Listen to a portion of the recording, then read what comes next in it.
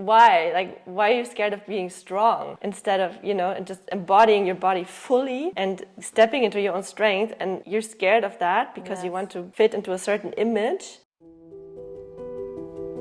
Welcome, welcome, welcome. Thank you so much for being here, Dana. Thank you for having me. We met 2016 when I was just visiting Berlin and with a friend, and we went to Vabali, and you were teaching at Vabali. I remember that. Yeah. This was so long ago, and it was very funny. And then you took the class? And I think I took the class, yeah. We went there and had like a spa day or whatever, and also took your class. And yeah, so funny. Yes, this is such a different universe. It feels like to me, like a different lifetime. Also, the space doesn't exist anymore, so. Yeah, what kind of space was that? It was a gym area of Bali, and then they decided to make more spa area, so they took everything down and made it a bigger spa. Okay. For everybody who's listening who doesn't know what Vabali is a really beautiful spa in Berlin. It's really a beautiful space, and I didn't even know that they had a gym area back then. I thought it was just part of like a one-day thing, like a one-day retreat thing. No, it was a gym members club thing. Okay. It was kind of a bit of a fancy members club, and I was teaching there for a while. So this is how I got to know you. That's so funny. Yeah.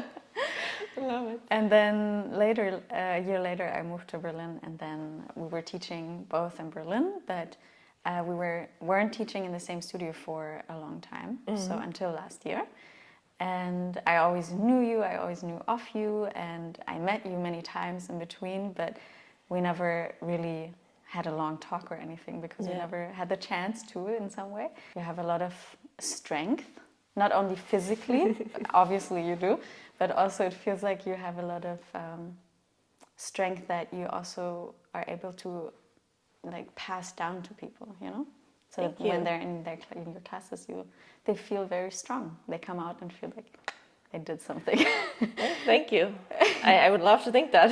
Yes, I think it's true. So I'm very happy to have you here and talk with you. Yes. Would you like to introduce yourself in any way you want and tell us of how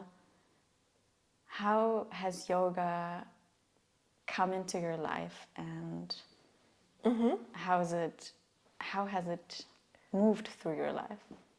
Yeah, it's a good question. I can introduce myself a little bit.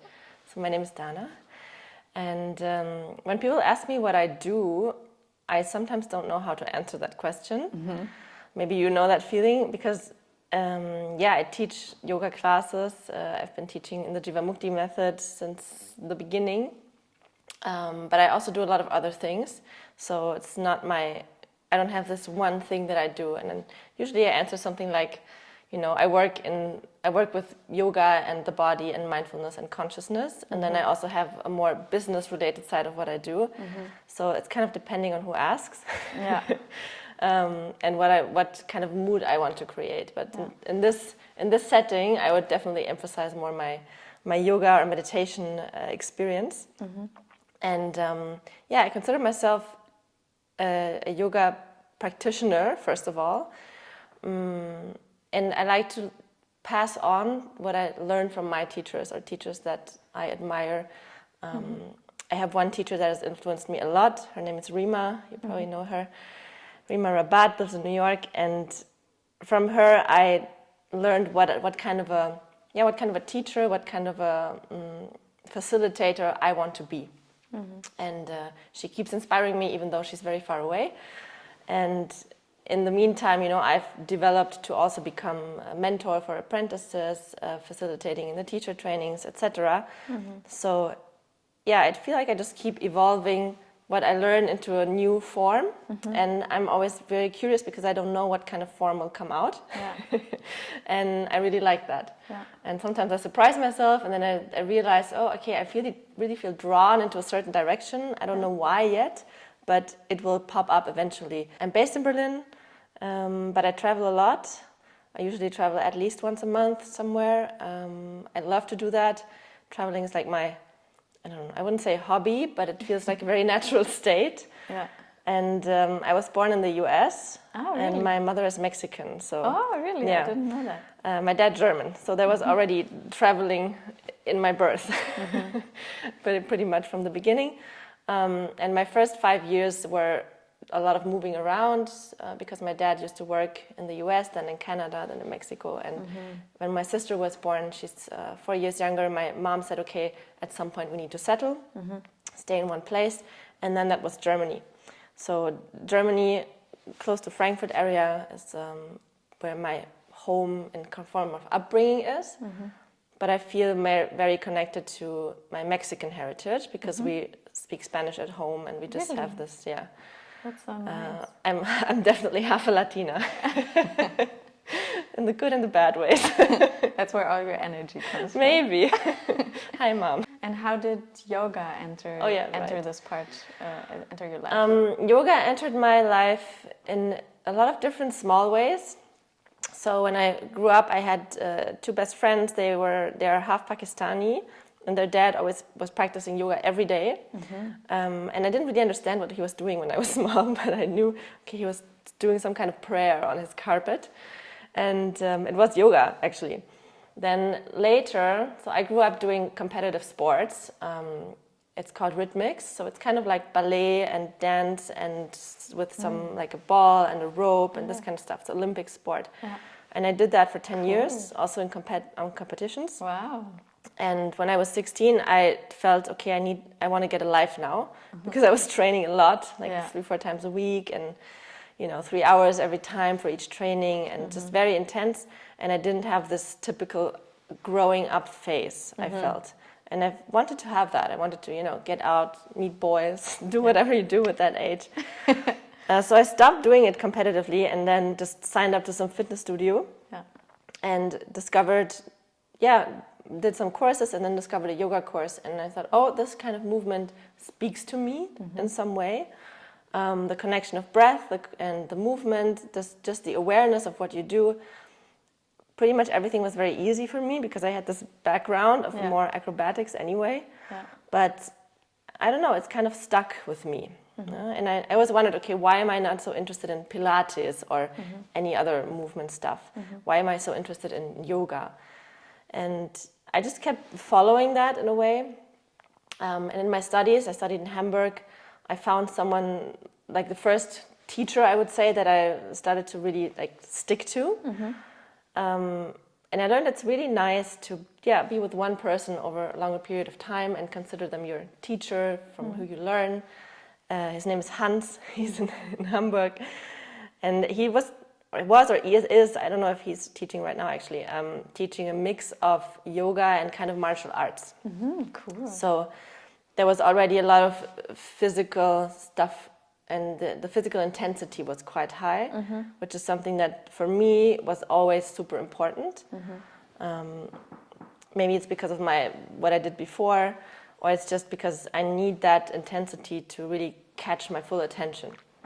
And if I don't have that, usually my head starts going in different places. Yeah. And then you continued studying with him? I kept going to his classes. I tried out all kinds of yoga styles because I said, okay, there's so many different ones. I'm just going to try them out. And then I moved to Berlin 11 years ago and kept just doing the same. I went to all kinds of yoga studios in Berlin until I found Jivamukti.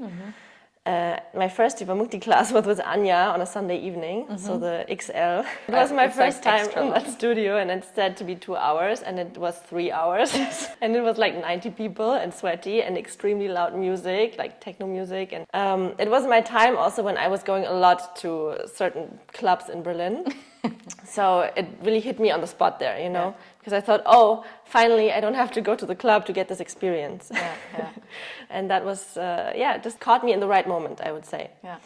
I don't practice it the same way now than I did back then, but at that moment it was definitely exactly what I needed to bring me to the next, to the next step.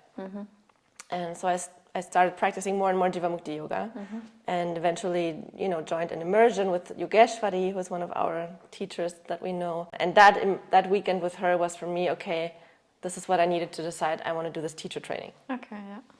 Yeah, but it wasn't that easy because I would say maybe 2 years or 1.5 of practicing Jivamukti regularly to the point where I started thinking about the teacher training, and then the money, etc., that you need, the time that you need. I was working a full-time job and talking to my boss and all these decisions. So it was another 6 months until I could actually take the training. Yeah. And something that I observe right now in people is if they cannot get what they want like right now or within 1 or 2 months, they kind of let go of it. And I always think, okay, how much do you really want it? If you're not willing to wait or do the work to go like maybe to the next 6 months. What's 6 months if you really want something? Yeah, that's true. Especially when you look back, you're like, oh, it was only 6 months. Like I never had a doubt. And I never had a doubt. I was completely convinced. I didn't even look at other teacher trainings. Yeah. And then, what teacher training? Where did you do it? In the Jivamukti one. Yeah, in upstate New York. Me too. In Rhinebeck. Yeah. Because back then they were doing it in Rhinebeck every year, I think, once. Yeah. And I really liked it. It's a beautiful location. We were almost on the same teacher training. Yeah, I think you were cool. 1 year before then. It's a beautiful location. Made a lot of sense for me, and Yeah, it is really beautiful. And also the time, what I always think about when I think of this time, it was April into May. And so it's like a beautiful springtime. Already spring is my favorite time of the year. And then there's this beautiful tree in the middle of the premises. Yeah.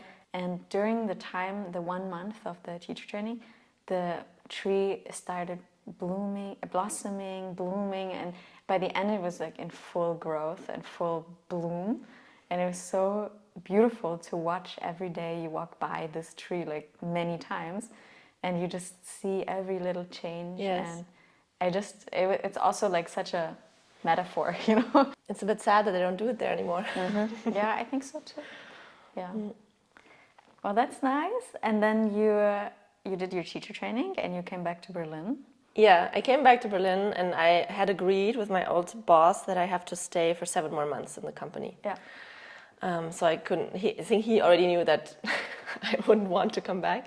Yeah. So he made me kind of make this deal. Yeah, he was like, you have to finish the year, which I did.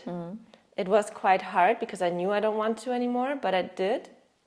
And I'm also happy I did, and I followed through. Then once it was done, I could take some couple of weeks off, and then I started teaching right after the teacher training, but because I was working a lot, like 60 hours a week, I could barely fit in any time, I was like my practice plus teaching, and I was pretty much going into a burnout straight away. Yeah. So I said, okay, no, this is not working. This cannot be the point. And so I cut down and said to Moritz, the owner of Peace Yoga, that I can only do 1 or 2 classes a week. He asked me right away in the teacher training, hey, can you start teaching? And I said, I would love to commit all my time, but this is what I have right now. Yeah. And luckily I could, finish that project and then go out and step out, finish my job, and take all the necessary bureaucratic measures you have to do in Germany to start as a freelancer. Yeah. So you started teaching right away, and then when did your apprenticeship come in?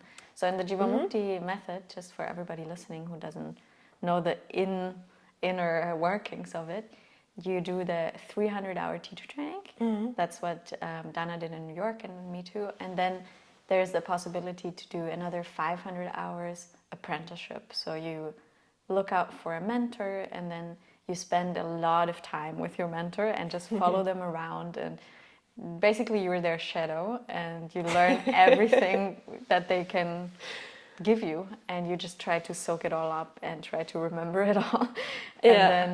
And then after the 500 hours you take some test classes, and then you're 800 hours certified Jivamukti teacher, and then later you can do one more advanced board if you like. So certification level, yeah. Exactly.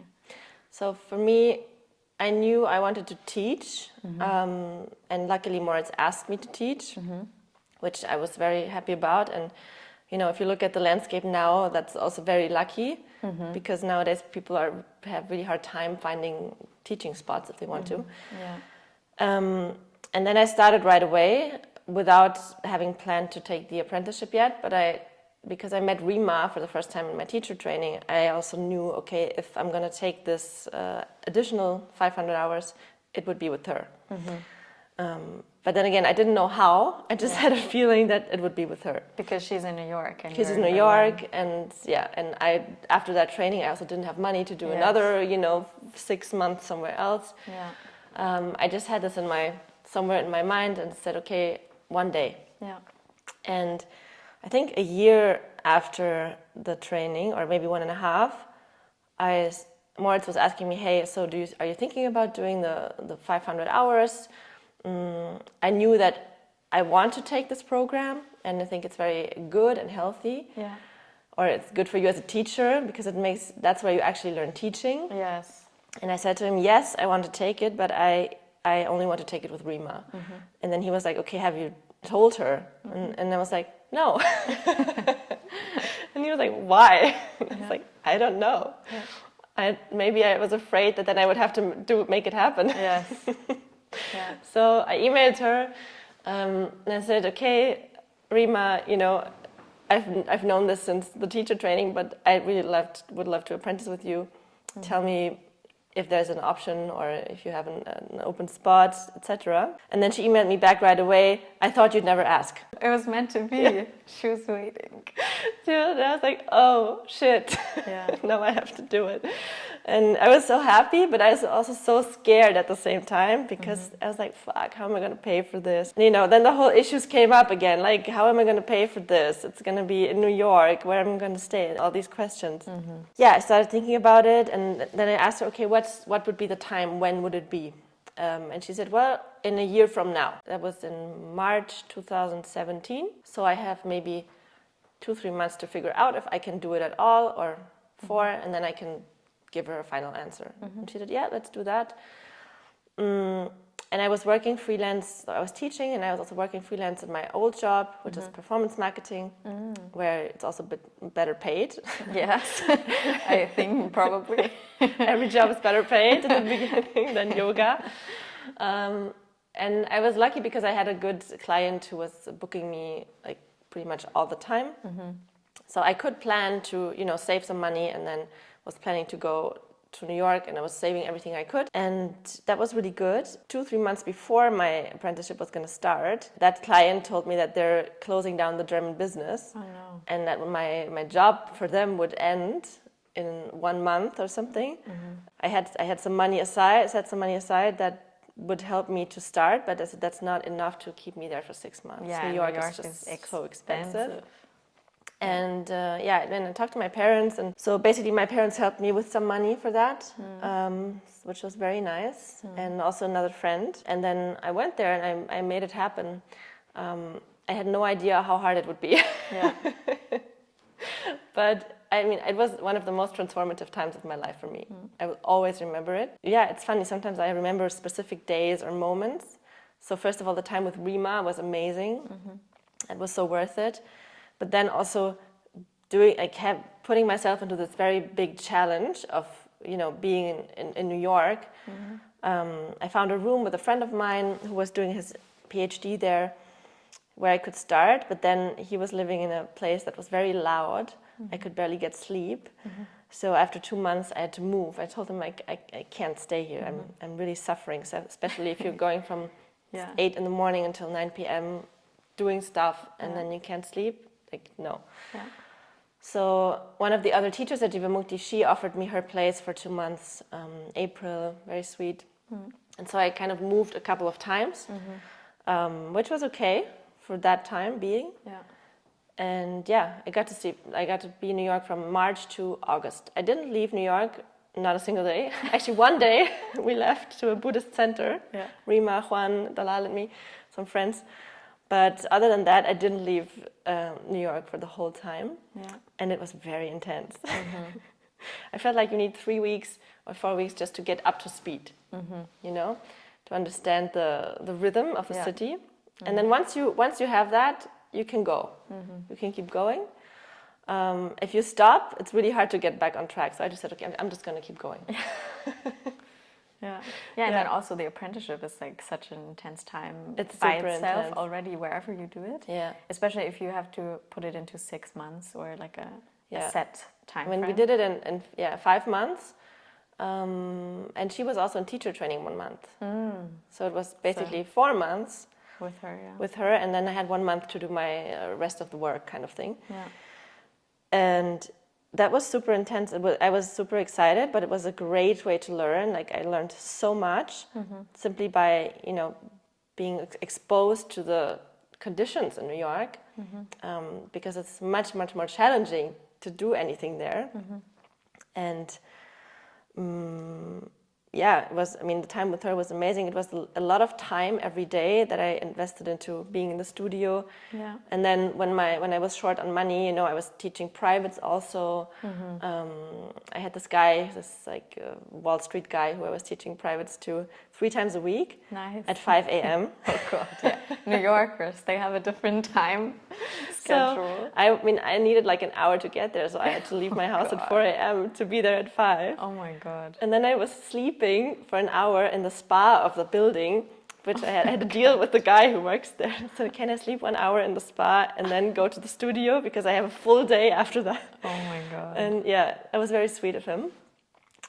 But yeah, sometimes I would leave 4 a.m. and then come back at 10 p.m. in the night. And it was just like, basically 7 days a week. Yeah. So whenever people tell me that they're tired from their apprenticeship, I say, I'm not sure. It was intense. But I had so much support also. Yeah. Like my friend Juan was there, Dalal was there, another good friend. And we were just together the whole time. Yes, because I think also when you do have like apprentice siblings, people who do it with you, you just grow together so much because you have this intense time and everybody has the same time and the same intensity in different ways, and everybody has to manage, and it's really beautiful because then you have really like this satsang experience. Everybody helps each other out, and exactly. You suffer together when you suffer. You suffer together and then you grow together. And you also have these amazing moments together. Yeah. I did my apprenticeship with Zuzana. She's from Munich, and she did her apprenticeship with Gabi, so it was kind of like a little bit like a lineage. Yeah. I wanted to do it originally with Petros, who is one of the owners of the Jivamukti studios in Munich. Back then it was more studios and more owners. It changed over the years. And in the end, even though I love him and I think it would have been great with him, but I'm glad it didn't work out because I didn't want to wait. Like basically, he also told me like you have to wait 6 months and then we do it because right now I have too many people. But I didn't want to wait because my mom was basically like, either you do it now or you have to move out, because I was still really young. And she just wanted me to get going because sometimes I need a little bit of a kick, And then I was like, okay, I guess I have to do it now then because I don't want to move out. And then so I was like, okay, I don't want to wait for 6 months. And then it worked out with Zuzana, and it was really amazing for me because she's very caring and motherly, and we became really close friends, and there was a lot of space for me to develop kind of as a human also, because I was really young. I did my teacher training when I was 19 and then my apprenticeship when I was 20, and there was so much shyness and so much like... Yeah, it's crazy how this time takes that out. Kind of... I don't know, for me it always felt like, okay, it's pushing things to the side that I don't need. Yeah, because you have to step out into the world. And for me, I think it took still years for me to really, like, until now, to become really, like, super comfortable and everything and just presenting myself, kind of, But this definitely helped. Yeah. If I hadn't done this, I think maybe today I would still be much more closed off in a way, Because it's difficult to step in front of 30, 40, 50 people. Yeah, of course.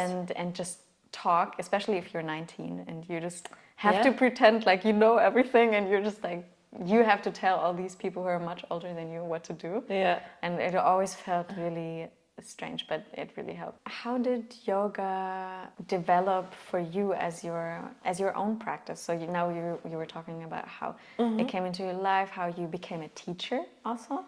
And then how did it change and move through you as your own personal practice? Maybe it changed from one thing to another, or from It changed a lot. Yeah. And I really love to see it change. Yeah. So in the beginning, I would say I was just like trying everything out, seeing what fits and seeing what I resonate with. Yeah. And then I had a phase, I would say this was when I was like discovered Jivamukti. Yeah. When I was just going very much into intensity, like more challenge, more intensity, more just the time that I was spending with it was a lot. You know, at times when I was like taking 2 classes a day because I felt it was not enough to do one. Yeah. I would never do that today. Yeah. And it was just about this intensity. Yeah. And at some point, I don't know, when was this? When I started teaching, of course, I noticed, okay, I cannot keep up this kind of intensity if I also teach, because you only have so much time in the day and your body's getting tired. And then I got to a point, maybe after my apprenticeship or even a little bit after, when you feel, okay, you've done it so much and you've had this repetition so many times that there got a little bit of boredom came up. Luckily, Rima, after my apprenticeship and then a bit later, she said, "Hey, I want you to go to Beirut to teach there." Oh yeah, I remember that. Because she has a studio in Beirut. And I said, "Oh, okay." So I said, "Sure, I'm going to Beirut." And she said, "Yeah, you can go 2 months, March and April, or 3 months if you want." I could only do 2 months. 2019. That was really great because I went to Beirut and suddenly I was teaching like 15 classes a week, which was more than I was teaching in Berlin. And 15 is quite a lot because it means at least 2 every day. Yeah. Or if you have 1 day off, you have to spread that on the other days. And then what about my practice? Because I was the only Jivamukti teacher. There was only one who was rarely teaching. So there was also Mysore classes in the studio. And a lot of our the teachers from Jivamukti practice Mysore at some point, Ashtanga Yoga. I've never done it, or I maybe took 1 lead class at some point, and I always had this opinion about it as being very rigid and very annoyingly rigid. Because they only do a thing a certain way and everything has to be exactly like this. And no music, and it's always the same sequence. It's always the same sequence. So I don't know. In my mind, I didn't really like it. Yeah. But then that was the only thing I could do. Yeah. So I started taking Mysore classes, and the first teacher that I practiced Mysore with was Arne, a Mexican. So you instantly had the connection. So when I heard he was Mexican, I was like, okay, I can go there. That's fine. I can deal with it. Yeah. And it was very interesting because it took me to a new form of dealing with my own practice. First of all, this doing the same thing every day was new, and also doing it at the same time every day. And I noticed I really like that. I really like doing the practice at the same time every day because it gives you such a good comparison to every day, like on how you feel. And you just notice much better than if you practice 1 day at 9, 1 day at 6, it kind of feels chaotic to me now to do that. So that was great. And then of course it's physically quite intense, but because my practice was already in a good spot, primary series didn't really push me a lot. So I went through it quite quickly, and I started with the second series, I think after, 2-3 weeks. And then second series really started to push my buttons because it's quite intense in terms of back bends, and then there were a couple of things that I couldn't do or not the way that they were supposed to do. I experienced it for the first time how it feels when the teacher tells you like, no, don't, you cannot go further than this, like stopping me. And that felt really uncomfortable. I think it was hurting my ego a lot because I was used to always being able to do everything. And then suddenly someone tells me, you can't do it. So I was a bit like, Even though you're already in second series, which for some many people takes so many years. I know, it takes the years, but I was used to just being able to do everything, and suddenly I was being stopped, and I was like, I don't like this. But it was totally necessary. It was really, really necessary to experience. And Arne is a great teacher. He's a really amazing teacher. So that's how I kind of discovered also a new, I still practice Ashtanga now, and I combine it both together. And I think it makes a lot of sense. And then after that, after Beirut, I came back and I continued practicing Ashtanga yoga, but I also love to do Jivamukti. I think they work well together. I think so too. Because in Ashtanga you have this nice quietness and the focus, which is something I appreciate, and it's feels like a moving meditation in every sense. And all the elements I love about the Jivamukti practice is just the heart and the bhakti and the devotional part, and it has so much soul, and it's something that I don't want to give up. So I like them both together. Then recently, the pandemic came. In the pandemic, my practice really suffered. Which was interesting, because I started teaching these online classes, like all of us teachers did. And I was teaching a lot, but then you are teaching and talking at the same time, which I hate. Or practicing and talking at the same time, which I hate. It's horrible. I hate horrible. it. Yeah. I don't know how everybody does it. I admire it, because I think, wow, they must have great condition, because it's so difficult for me just to practice and talk, because I never do it. Yeah. So I always run out of air. Yeah. I mean, I kind of got into it then, and it was only 60-minute mostly. And I figured out my way of doing it, so it doesn't make me too tired. But then you already have this time that feels like a kind of a practice. But it's not and really. Then not really. And then what about your full practice? So everything was blurry, and it was kind of frustrating. So the pandemic was not great for my practice. And when things opened up again, I was mostly happy about me being able to go to a studio. And having this very clear space. And I also don't like to practice in the same space that I sleep and do everything else, because then I feel it's a sacred space, and I want to keep it that way, and I don't have an extra room for it. And then after I would say 2 years ago, I started surfing again in Costa Rica, and my surf teacher said that I don't have enough condition and enough explosive power. I didn't even know what that means. I feel like you have a lot of explosive power. I have strength, but I was lacking explosive power, and I learned what that means, because when you do a lot of yoga and you're strong, you have this holding strength. But explosive power is, are you able to, throw something or push something quickly? And that's strength you need in surfing, for example, when you paddle and then you get up. And the takeoff requires a lot of strength, because you have the strength of the wave coming. And I was struggling with that, and he said, well, for you to progress, you need to build that more. So that was one, and I was like, oh, finally someone is giving me a goal, something I can work on. So I started doing strength and conditioning training, and then I had to start to manage, how much time am I doing this, how much time am I putting in my practice. I took some of my yoga time definitely away to more of my strength and conditioning training, but that was okay.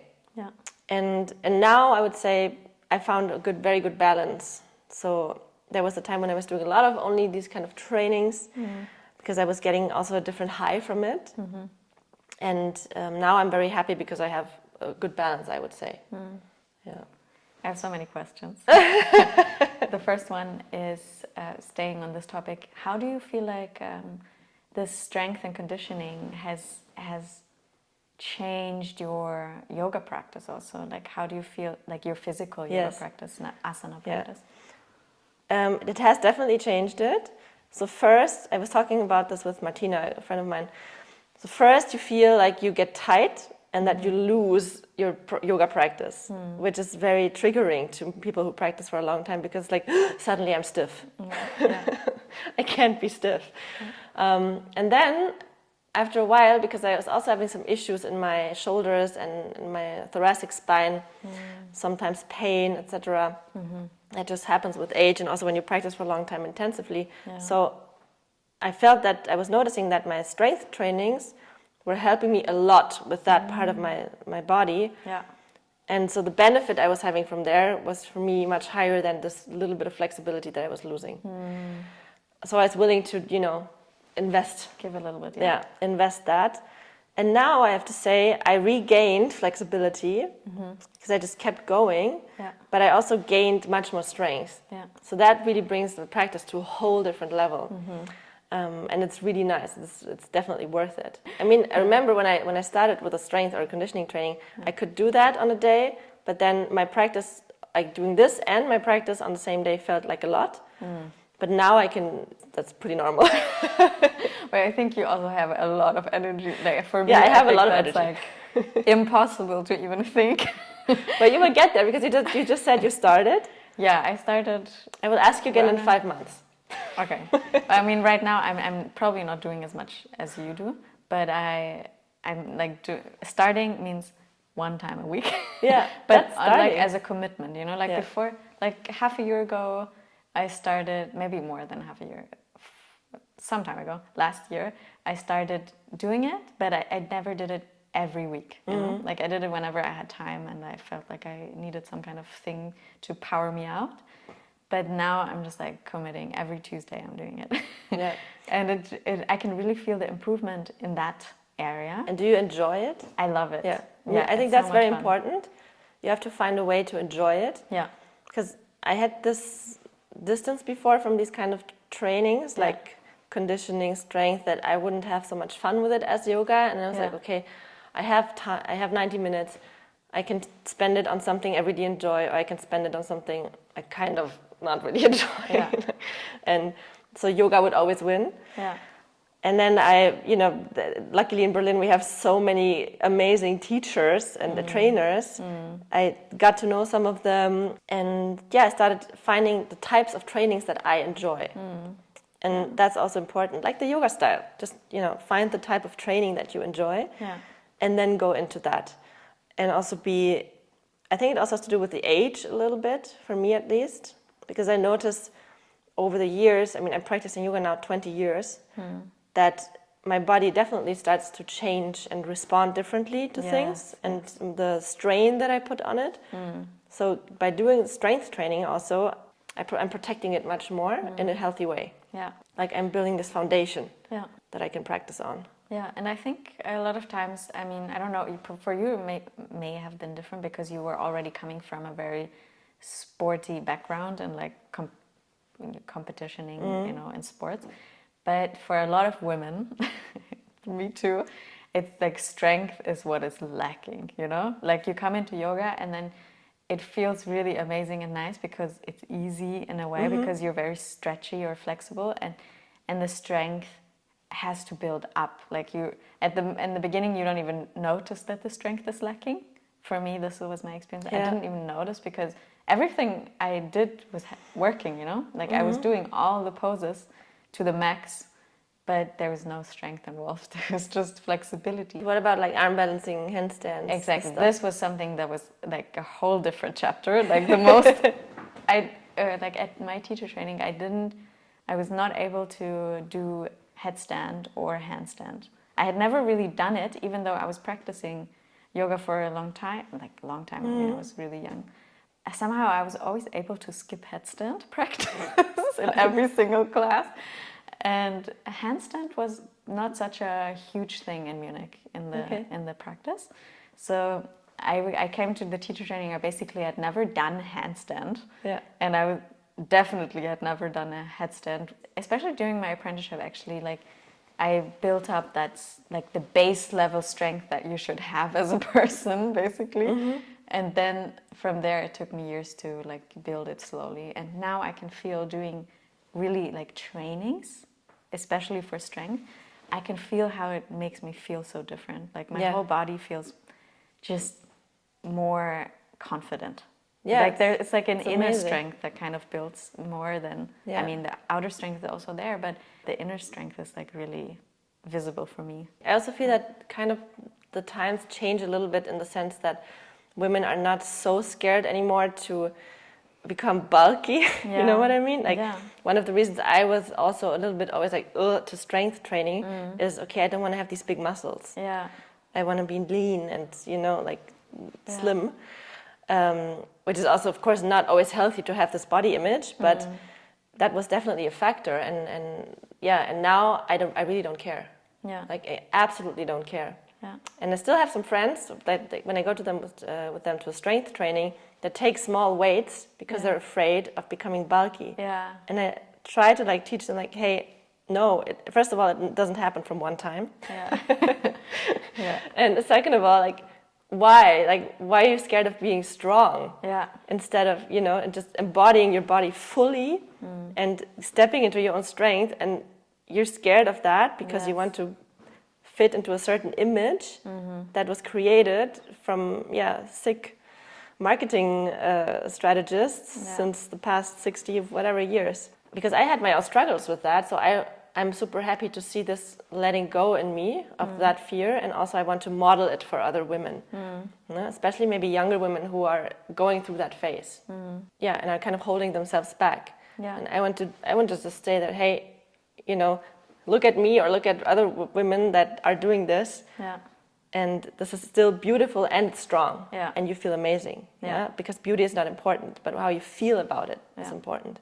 So I'm very happy that that is happening. Yeah, and I think you also, when you get that inner strength and outer strength, you feel really beautiful because you feel like you're like able to do things, like you're able to stand on your own feet and take care of life. Exactly, and take the space. And take your own space, That's super important. Yeah, and then the balance of flexibility and softness as a woman is a little bit easier to find in the yoga world, kind of like. And so I think it's a really beautiful balance, doing both. And what do you mean it's easier to find in the yoga world as compared to where? As compared to like CrossFit world. Oh, okay, I see what you mean. Yeah, and in the yoga scene, there's much more like softness, and of course there also it depends on person to person and also style to style.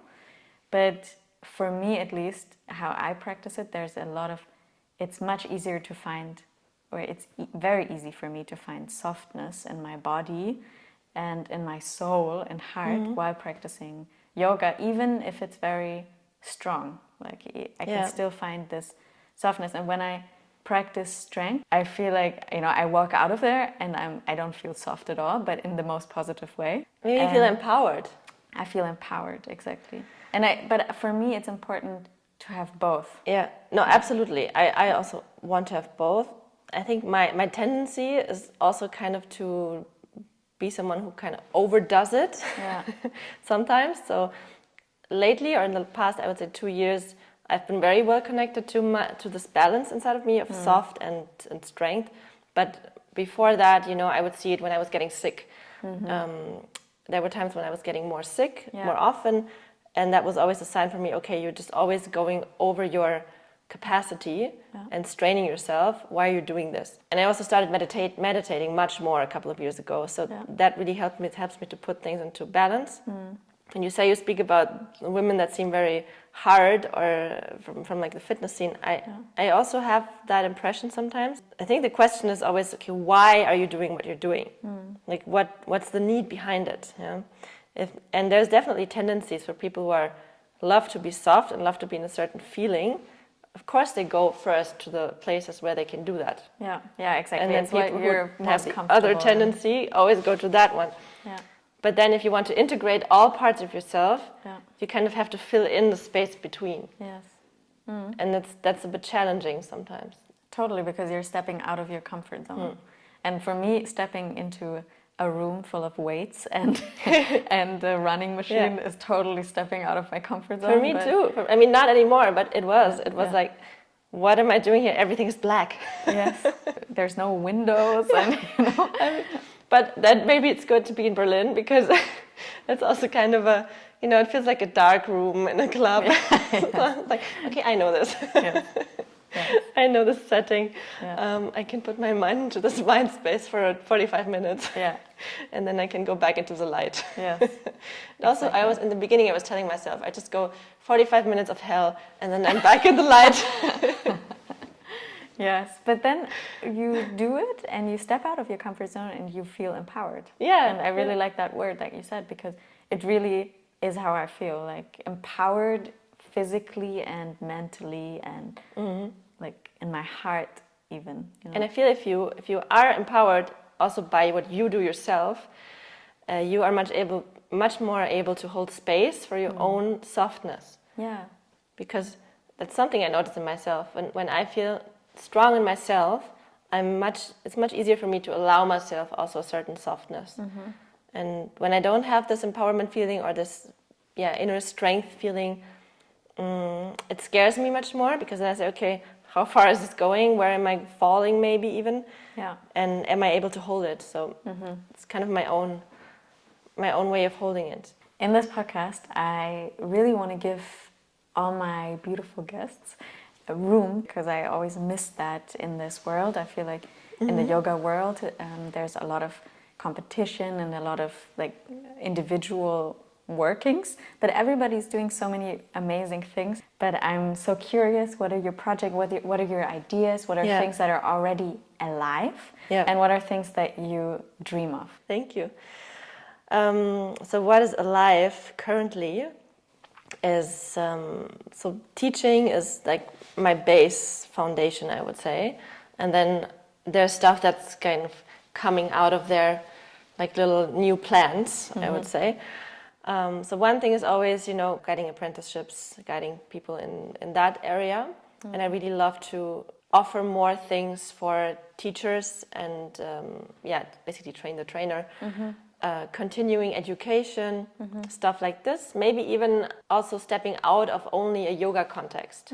I did a workshop yesterday for assists with yoga teachers, and whenever I do that, I just feel I'm just completely in my purpose and my passion, and it feels effortless. Yeah. So that's one part. I used to have a meditation podcast. Yeah, I know. I was wanting to ask you about that later. It was a Spotify production, which I really loved. And it was limited to a certain time, so it ended. But I still think, okay, that's something that I definitely want to revisit at some point in some capacity. But that's not being birthed yet. Then other projects that are right now also alive is always retreats. I love to give retreats or host retreats. I usually host them with a partner, with somebody. I prefer to do that than alone. I already hosted 19 retreats. Wow. Yeah. And I just did my first retreat a couple of weeks ago, which was a combination of yoga and workouts. And I want to keep growing a combination of yoga practices and also other things. It doesn't have to be workout, it can also be breath work or I don't know, whatever. Yeah. But I just like to co-create with other facilitators. Yeah. I mean, I always travel and try to connect to other communities in different cities. I feel that's something that's good to nurture relationships over a long period of time. And of course, I'm starting to think of having my own thing since more than a year probably. Yeah, like in what kind of form? I'm not seeing myself opening up the next 1,000 yoga studio in Berlin-Kreuzberg. Yes, because there are a lot. Yeah, but I have an idea for something, and that's not fully only a yoga space. And I would like to have my own space and a capacity, and I already have ideas for like pop-ups that I want to start this year. Cool. But it's not really something that I can share right now because it's not finished. Yeah. But there are a lot of ideas, and also a lot has been thought of already, and it's my goal to start with that this year. That sounds really cool. No, I'm excited. That's something I want. And then, one of my dreams is also to have a retreat center, a place where I can go and where it's like a home, but I can't be there all the time. Yeah. I don't see myself moving there all the time and just being 100%. I can see myself, having this with someone. Or one of the projects that I joined in the last couple of years was Zunya. Zunya is a community. They evolved now, so because two of the founders separated, and one of them is now creating something new, something that I find very inspiring. It's a way of living with people that are all over the world, but then also meeting for certain times, committing to a certain time together. Yeah. And that's something that I think is very beautiful, because I noticed that I really like a community and like to, think in long term. And that's also something I would somehow love to live in the future. I don't know where, I don't know how, but that's very inspiring for me. Yeah, and for me too. It sounds really beautiful, and I think this is what we all miss, and that's why we're all drawn to yoga space. I mean, I was there 3 times, and 2 times for almost 2 months, and it's just it was just beautiful to be that deep in community for this period of time. Yeah. And I really miss that in a way. Yeah, I think. And it's also triggering in many places, but it's good. Yeah, I think this is community satsang. This is really what draws us to spaces like yoga studios or just the yoga practice. Thank you for sharing all your beautiful projects. I'm really excited to hear more whenever it's ready. You will. But I know how things just need to develop and kind of just silently brew, and then boom. Boom, like an explosion. I would like to just ask you some questions. Does that sound good? Yes. Okay. What is a moment that you can think of that has made you who you are today? I would say the moment when I decided I don't want to work in an office all the time. Yeah. Yeah, that's a great moment. What are you most proud of when you think of things you have achieved, also inwardly, or just what are you proud of? Sometimes I don't like the word proud, but I realized this at some point in a conversation with a friend, that whenever somebody told me I can't do something, I did it. So that's something that I find kind of calming sometimes, because people will always tell you can't do something, especially if they don't know it or it hasn't been done. But whenever I encounter this, I think, okay, watch me. I'll still do it. Yeah. So that's something that maybe makes me proud. Yeah, I think that's great. Are there any books, podcasts, teachers that you have found inspiring in the last year or years that have profoundly just changed the way you think or act or teach that you want to share with us? I notice I'm much more interested in meditation stuff. So I started reading some books that are about meditation, that are around the topic of meditation. Yeah. And some books that have influenced me are from Michael Singer, for example, Untethered Soul, or The Surrender Experiment. I mean, we're going to share them also in the link. Then there's books from Don Miguel Ruiz, which are a little bit funny written, kind of old school, but I really like he has some kind of warmth to the way he writes it, and I find that very inspiring. And these are books that you can just read in small parts. There's a teacher called Troy Hadeed who wrote a book that's something love, or We Are All Love, that I read recently, and it's beautifully written. It's very personal, and I rarely read biographies, but somehow this one spoke to me, and I can only recommend it. It was very beautiful, and he's also a yoga teacher, but also does other stuff. Yeah. So there's a lot of parallels that I could connect to, and he writes very profound. 2 more questions. First one, what is it that makes you happy? What makes me happy is when I feel connected to others. Community. Yeah. To myself and to others. Yeah. But I'm happy to put others first. Yeah? For a certain time. Yeah. In the end, you always have to kind of... If it's too much outside, then I feel, for me at least, but this is also very personal, I think, I feel drained in a way. Like, if there's too much outwardness in community, I always need some space alone. Yeah, I was also always an alone person, living alone, doing stuff alone, traveling alone. Yeah. So for me, it's been healing and very good to expose myself also more to this. Yeah, also the maybe difficulties that community can bring. Yeah, that it's easy to avoid sometimes. Yes. But I think a lot of the problems in our society are because we're so used to avoiding everything when it gets uncomfortable, and it just, it's what's the big deal? Sometimes I say, what's the big deal? And just being with someone, even if it's not always Friede, Freude, Eierkuchen in German, rainbows and ponies. Yeah. So I think we have to learn that much more again. That's true. Because we live in a society that has a lot of disposable elements to it, and I don't like that. Okay, last question. What's your favorite asana? Handstand, obviously. Of course. If you know Dana, then you know that she's always on a handstand. Always on my hands. Thank you so much for sharing everything and sharing your time and knowledge and connecting. Thank you. And sharing your project. I'm so excited to hear everything. We're going to link everything down below. Your website, the books that you mentioned, the project that you mentioned. So you have a lot of opportunity, and thank you so much for your time. Thank you for inviting me, and I love this project, and I love to see you, bloom into it, like this flower. It's my favorite flower. That's beautiful. Thank you so much. Thank you.